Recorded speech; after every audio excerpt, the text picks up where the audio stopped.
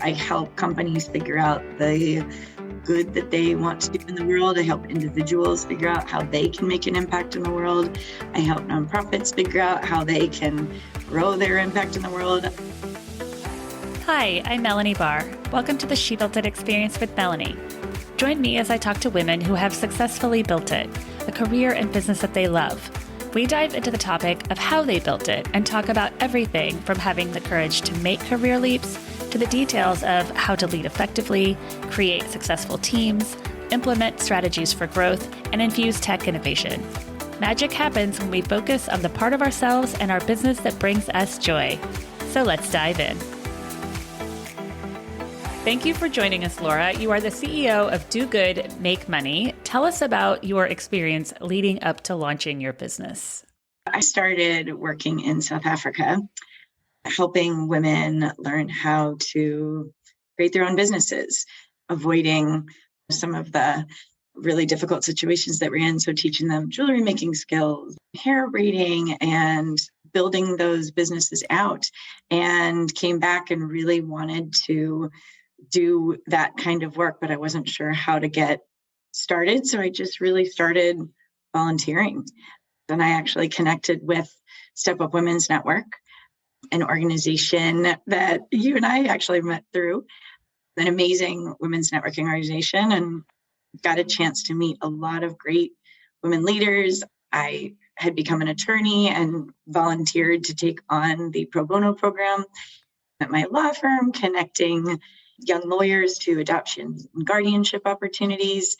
And so all that intention to serve and volunteer and connect the dots between businesses that I was working with and could support and wanting to do this good in the world gave me the opportunity to actually go consult. And you have worked with large global brands leading up to launching your business.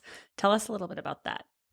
Yeah, with Dermalogica, with the Container Store, with Merck, all kinds of big companies. And I think the cool thing about that was being a freelance consultant. They were like, wow, you're doing a great job.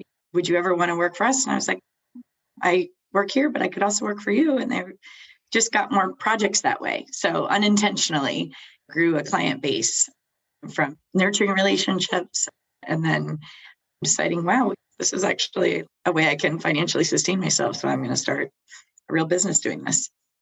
Share with us more about Do Good, Make Money. How are you helping clients today?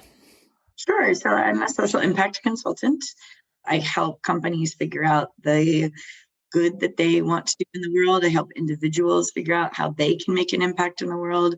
I help nonprofits figure out how they can grow their impact in the world.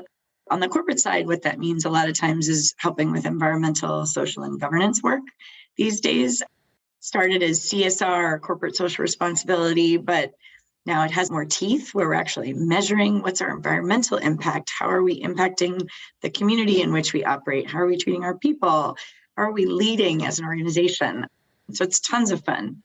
I love going in and doing an assessment of where we are and where we can go and building all the systems and processes to take us to the next level. You have worked with many global brands, as we mentioned before, to enhance their global strategic partnerships. Is there a favorite client success story that you can share with us?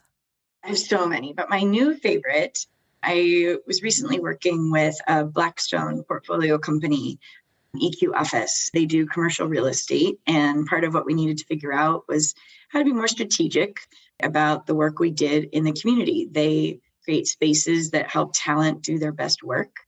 And so part of the strategy was, can't we help all talent do their best work, not just your tenants? There's tons of untapped talent out in the community. And since they create space, we looked for spaces that really weren't inspiring. So partnered with a workforce development nonprofit nationally called Youth Build USA, built a multi-tiered program with them, from mentoring people, their clientele who were looking to get into the property management and trades. They were able to really develop their talent skills. But the most shining achievement of that program was actually getting to renovate their center in Compton, which was a really uninspiring space. And getting to motivate the construction and development team to get 40 of their vendors together and go in and over the course of the summer, completely redo that space so that when those students walk in and you tell them they're worth something, they see a space around them that reflects that. It was such a great opportunity for the organization to create this new space, not only for their clients, but for their staff, but also for EQ Office and Blackstone to really see, by being thoughtful about our partnerships, our relationships, we got a great opportunity for skilled volunteering.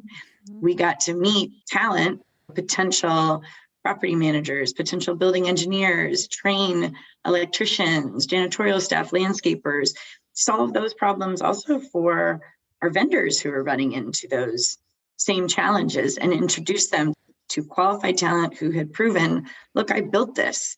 So it was just a really great, lasting impact in the community and a program that they're replicating with other youth builds. That was my new favorite.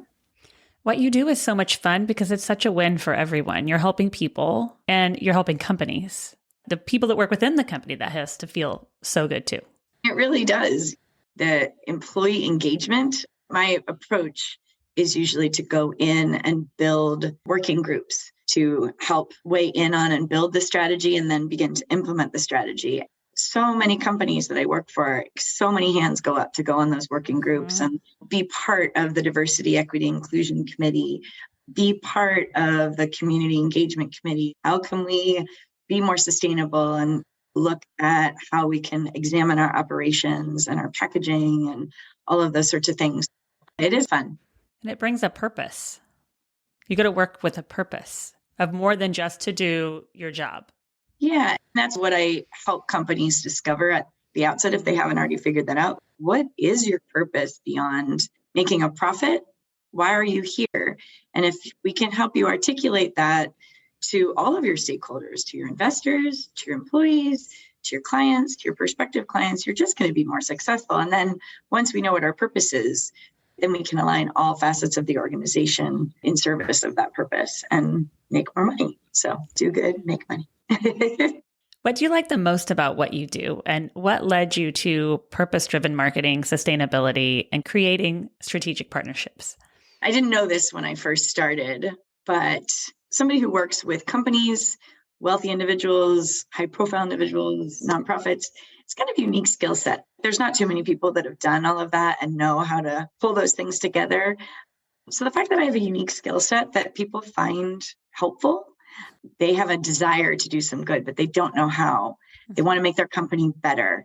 They don't exactly know how to go about that.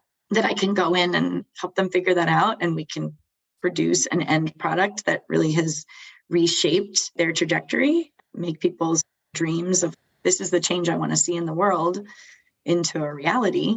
It's just a lot of fun. How fun is that? It is a lot of fun. What do you believe is the most important element in building teams and sustainable company cultures?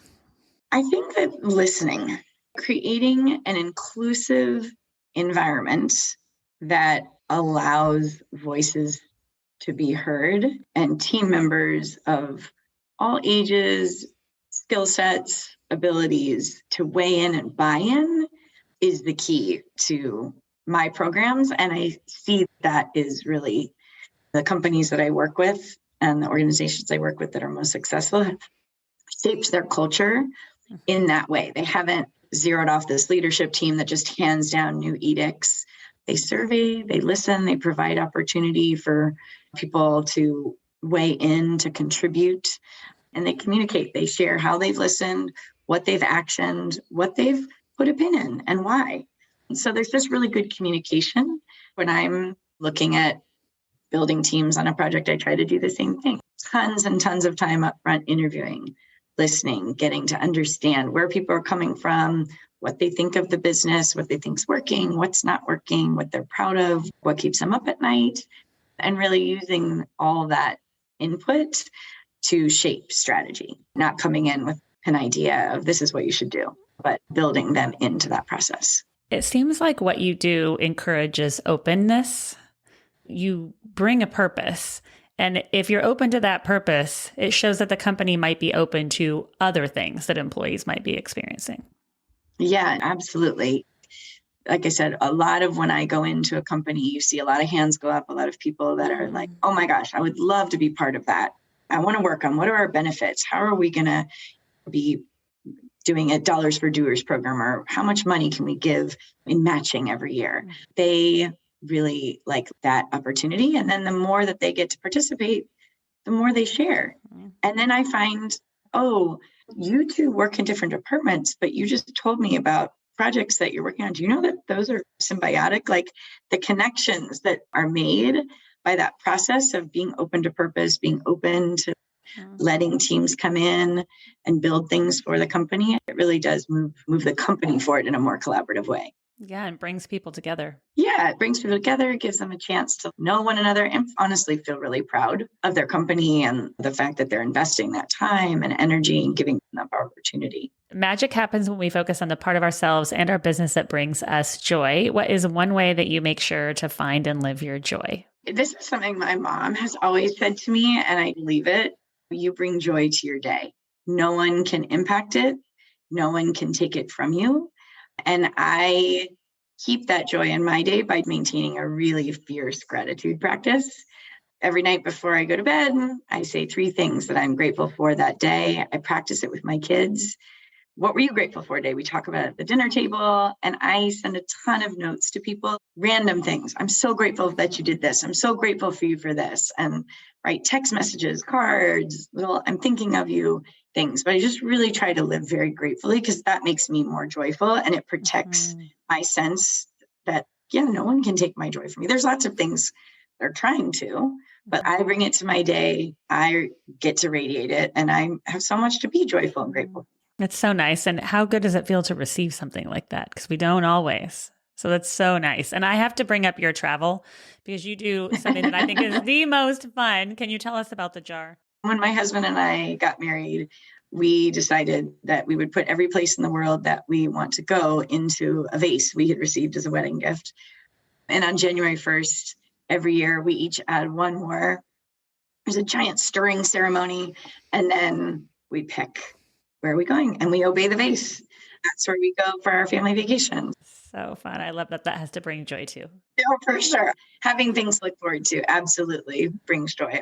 It's been a fun tradition. And my 14-year-old son has been to 28 countries now. So so amazing. So fun.